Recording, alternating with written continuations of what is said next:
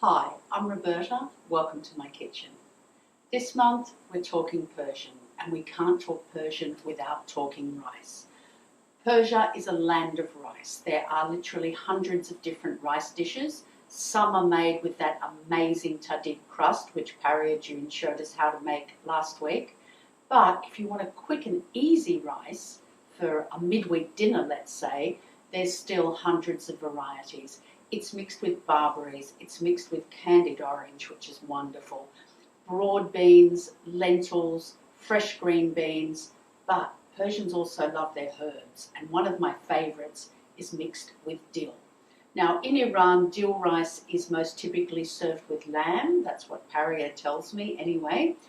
I like it with fish because to me dill and fish go very well together. It's even good with chicken. It's a great all-purpose and quick and easy. So apart from the dill, it's flavoured with a good dose of salt and some beautiful butter. So we start with some good basmati rice. We don't even need to wash it. Into the pan, in with some water, and we're looking at about, rule of thumb, 2 parts water to 1 part rice. A good dose of salt, remember that's where the flavour is. We'll give that a good stir to dissolve the salt. I'm going to pop this on the stove, bring it to the boil, and then turn it down to the lowest setting, covered, to simmer for about 15 minutes. Then we'll have a look at it. While our rice is simmering, we'll get everything else ready, a couple of things that there are. So my butter diced up and a nice fine chop of our dill. Now you don't need to pick every frond off. I like to just tuck it in and give it a good chop through because those fine stems have plenty of flavour too. And we'll get most of it chopped up that way. Then we can just go through. You'll hear when you're starting to get to the thicker stems and you'll see you've got rid of most of it. So now we'll just go through and pick off any more fronds that we've missed and we'll give them a chop as well. I think dill's a really underutilised herb. We use it in Scandinavian cooking. The Greeks use it a bit, but I don't think we use it enough in Australia. And I love it, just tossed through a salad.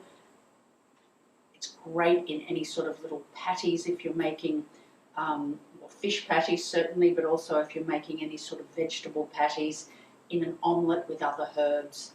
I think we need to explore the possibilities with dill a bit more. So we'll get that all chopped up and then we'll see how our rice is doing. So here we are after about 15 minutes, 10 to 15 depending on your heat source. You can see there's a little bit of water left, but it's nearly all absorbed. So time to put our dill and our butter through. So now a couple more steps. There's our rice. We're going to fold most of our dill through. We might just save a little tiny bit to go across the top.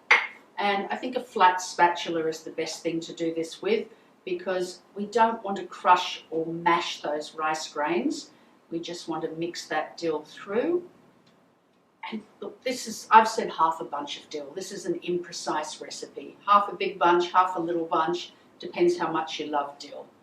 It's going to make it look pretty, smell and taste great. So let's get all of that in there, and then our butter simply gets dotted across the top. And then there's one more thing, which maybe other cuisines do it, but I've only ever seen this done when cooking Persian rice, and I think it's very clever. We're going to wrap the lid in a tea towel. Sometimes people just say pop the tea towel over and pop the lid back on, but that's a bit dangerous. So what they do in Iran is they actually wrap the lid in the tea towel, and I find it's quite easy just to tuck it in through the handle. I suppose it's a handle, isn't it?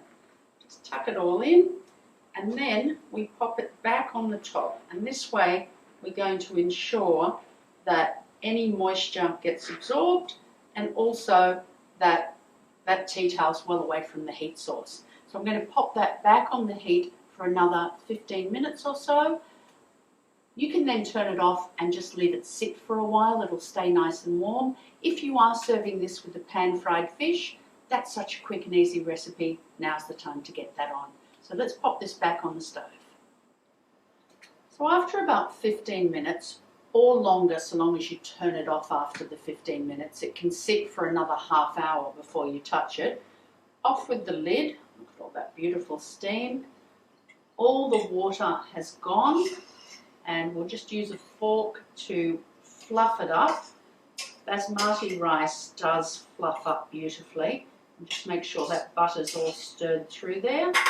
And then onto a plate. If you're serving this separately to the fish or to whatever, I like to sprinkle just a little extra dill across the top. If you're going to pop the fish on top, it really doesn't matter. You could have put all the dill through the rice.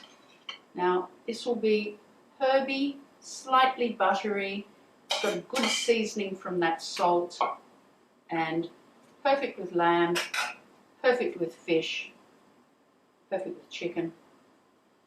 I'd be happy with a big splodge of yogurt and just dig in as it is. Perfect with a vegetable stew as well. And there we go, just a little bit more dill to remind it what it is. Dill rice, enjoy.